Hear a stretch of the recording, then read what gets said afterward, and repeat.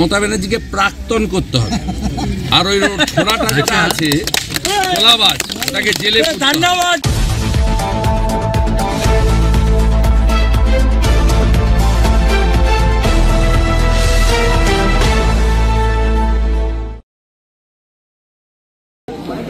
আজকে অমিত শাহজি আসছেন, নাড্ডাজিও আসছেন, সাংগঠনিক না আমি এটা নিয়ে বলবো একটা ভালো রাজ্য সভাপতিকে জিজ্ঞেস করুন, তিনি বলতে পারবেন দলের সাংগঠনিক প্রোগ্রাম আমি বলবো। দাদা আরেকটা বিষয়, ব্রাত্য বসু বলছেন যে আচার্য নিযুক্ত যে সমস্ত উপাচার্য হয়েছে তাদেরকে ইস্তফা দেওয়ার কথা বলছে।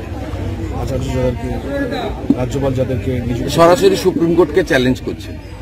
এতদিন রাজ্যপালকে চ্যালেঞ্জ করছিলেন, এখন মমতা ব্যানার্জির পাল্লায় পড়ে এই অধ্যাপকের তো অধঃপতন ঘটেছে, তিনি সরাসরি সুপ্রিম কোর্টকে চ্যালেঞ্জ করছেন। মামলা সুপ্রিম কোর্টে বিচারাধীন এবং সুপ্রিম কোর্ট রাজ্যপাল মহোদয়কে নতুন উপাচার্য নিয়োগ থেকে যেমন বিরত করেছেন, সাথে সাথে নতুন উপাচার্য নিয়োগের ক্ষেত্রে কিছু গাইডলাইন বেঁধে দিয়েছেন। প্রথম বলেছেন মুখ্যমন্ত্রী এবং রাজ্যপালের মিটিং, সেটা হয়েছে আমরা দেখেছি 10 তারিখে। কি হয়েছে ভিতরের খবর কেউই জানাননি। আর দ্বিতীয় হচ্ছে 3 জন প্রতিনিধি ভাইস চ্যান্সেলর সিলেকশন করবেন। যতক্ষণ না সিলেকশন হয় যাদের নিয়োগ হয়েছে তারা থাকবে। এই 3 জন প্রতিনিধি কারা? রাজ্য সরকারের হায়ার এডুকেশন ডিপার্টমেন্টের প্রতিনিধি, চ্যান্সেলরের প্রতিনিধি মানে মহামান্য রাজ্যপালের, আর একজন ইউজিসির প্রতিনিধি। এই প্রক্রিয়াটা কেন শেষ করছেন না ব্রাত্যবাবুরা?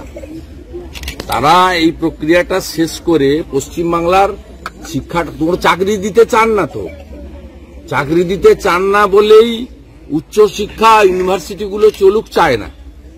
ইউনিভার্সিটিতে পড়লে MA পাস করবে, MSc MCom পড়বে, বিএড করবে, ডক্টরেট হবে, তাদেরকে চাকরি দিতে হবে। তাই তারা চায় না যে ইউনিভার্সিটিতে যে জটিলতার মূল কথা হচ্ছে চাকরি দেব না। একটা গ্রুপ ডি চাকরি দিলেও 25,000 টাকা মিনিমাম বেতন হবে, 25,000 টাকা দিয়ে 4টে ভোট পাবো। আর এই 25,000 টাকাটাকে যদি 500 করে ভাগ করে 50টা ফ্যামিলিতে দিই তাহলে 200 ভোট পাবো।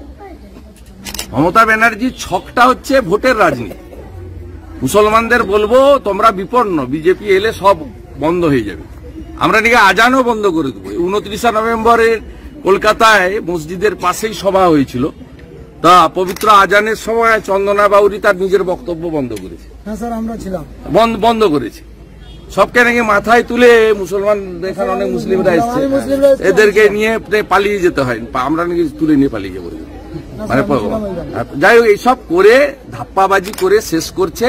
গতকাল টেটের নামে 1000 টাকা করে বেকার যুবকদের ধ্বংস হয়েছে। 150 টাকা আগে পরীক্ষার ফি ছিল, এর আগে সরকারি পরীক্ষায়, চাকরির পরীক্ষায় 150 টাকা ফি ছিল, এবারে 500 টাকা করে নিয়েছে। কিছু আয় হলো, আপনার আয় তো হলো, সুপ্রিম কোর্টে লয়ারদের পেমেন্ট করবি কি? সুপ্রিম কোর্টে চোরেদের বাঁচানোর জন্য লয়ার পেমেন্টটা করতে হবে, তাই বেকার যুবকদের কাছ থেকে 500 টাকা করে তুলে 27 কোটি তুলেছে। কেউ কোথাও কোনো প্রতিবাদ টিভিতে দেখিয়েছে, পুলিশকে যেতে হয়েছে, কিচ্ছু হয়নি। এইখানে হয় পশ্চিমবঙ্গে সারা বছর শুধু রাজনীতি করা ছাড়া আর অন্য কোনো কাজ, ইলেকশন হচ্ছে সারা বছর। এবং এখানে নন্দীগ্রামে শুধু আমাকে ভোট দিয়েছিল বলে চিল্লগ্রামের দেবব্রত মাইতিকে খুন করেছে, শুধু আমাকে ভোট দিয়েছে বলে। এইরকম আপনি সব জায়গায়, কেন্দামারিতে একসঙ্গে 45টা হিন্দু বাড়িকে পুড়িয়ে দিয়েছে সকালবেলা, ভোট দিয়েছে বলে আমাকে। এই পশ্চিমবঙ্গের এই যে অধঃপতন, এই অধঃপতন থেকে মুক্তি পেতে গেলে আমি যেটা 3 বছর আগে বুঝেছি, নন্দীগ্রাম যেটা 2021-এ করেছে, এই রাস্তাতে কলকাতার বাবুরা যবে হাঁটবেন তবে রাহু মুক্তি হবে। আমরা তো ভালো আছি। এখানে 2 তারিখে বিকালবেলা বলে দিয়েছিল আমি নাকি হেরে গেছি, তাতেই তো তাণ্ডব আরম্ভ হয়ে গেছিল মোটরসাইকেল ভাই। তারপরে যখন ফাইনালি সোনাচূড়ার ভোট গুনতে গিয়ে হেরে গেছে, ধপ করে পড়ে গেছে। তারপরে দেখুন সামলে গেছে। পঞ্চায়েতে আমাদের এত বড় সাফল্য হয়েছে, কোথাও কোনো অঞ্চলে করতে দিইনি।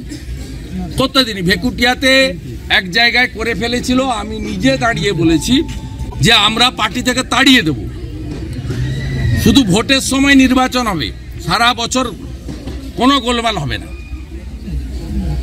মানুষ নিজেরা মিলেমিশে থাকবো, ভালো মন্দ করে থাকবো। এটাই হচ্ছে সুশাসন দিনে আমাদের একমাত্র এটাই লক্ষ্য, যে আমরা সবাই মিলেমিশে থাকবো, শান্তিতে থাকবো, ভোটের সময় রাজনীতি করব, একে অপরের বিরুদ্ধে বলবো, তো বাকি সময়টা আমরা একসঙ্গে চলবো। এটা করতে গেলে মমতা ব্যানার্জিকে কম্পার্টমেন্টাল মুখ্যমন্ত্রী এরা বানিয়েছে নন্দীগ্রামের ভোটাররা, মমতা ব্যানার্জিকে প্রাক্তন করতে হবে। আর ওই ছোড়াটা যেটা আছে ছোলাবাজ, তাকে জেলে, তাহলেই শান্তি হবে, নইলে কোনোদিন শান্তি হবে না।